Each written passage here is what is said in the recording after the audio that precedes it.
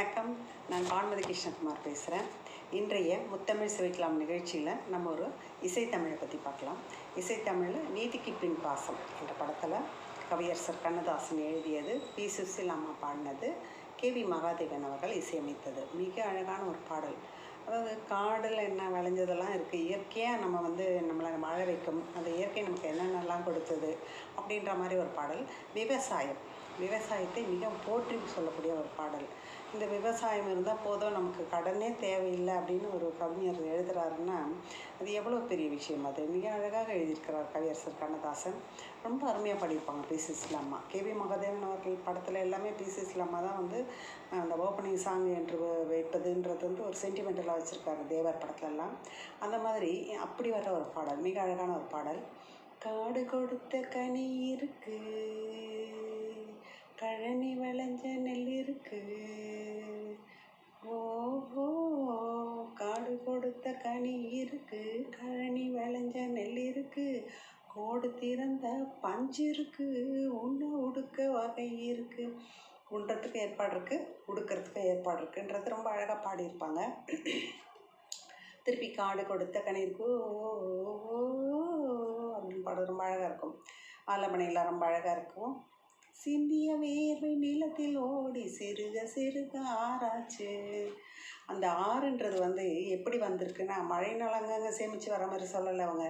சிந்திய வேர்வை நிலத்தில் ஓடி சிறுக சிறுக ஆராய்ச்சின்னு சொல்லியிருப்பாங்க. ரொம்ப அற்புதமான கற்பனை அது, கவியரசரோட கற்பனை.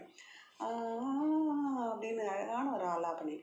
அப்புறம் சிந்திய வேர்வை நிலத்தில் ஓடி சிறுக சிறுக ஆராய்ச்சி. அந்த ஆறை ஒட்டி தான் அந்த மனித நாகரிகத்தின் தொட்டில் என்று சொல்வார்கள்.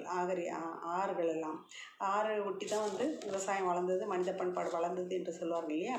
அதை மாதிரி அதை நம்பிய பேர்கள் வாழ்ந்ததாலே நாடு நகரம் ஊராட்சி.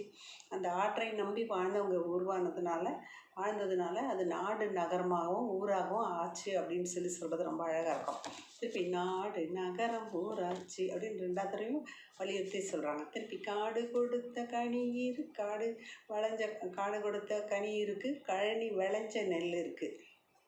ரொம்ப அழகாது. அப்புறம் சொல்லும் போது, தேக்கு சந்தனம் பாக்கு மூங்கில் தேங்கி நிற்குது பூமியிலே. தேக்கு சந்தனம் பாக்கு மூங்கில் இதெல்லாம் தேங்கி நிற்கிது பூமியில், நிறைய வளர்ந்து நிற்கிது. இதை காக்க தெரிஞ்சு காத்து வந்தா கடனும் உடனும் தேவையில்லை. இதை காக்க தெரிஞ்சு காத்தோம்னா, அதாவது விவசாயத்தை தான் இது சொல்கிறது.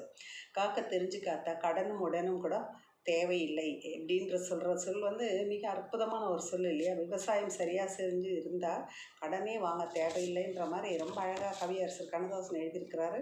திருப்பி காடு கொடுத்த கனி இருக்குது, கழனி விளைஞ்ச நெல் இருக்குது, கோடு திறந்த பஞ்சு இருக்குது. அந்த பூக்கள் வெடிக்கும் போது நடுவில் 5 கோடுகள் இருக்கும். அந்த பஞ்சினோட பருத்து பூ, கோடு திறந்த பஞ்சு இருக்குது. அது திறந்து பஞ்சு வெடித்து வர்றது ரொம்ப அழகாக சொல்லியிருக்காங்க.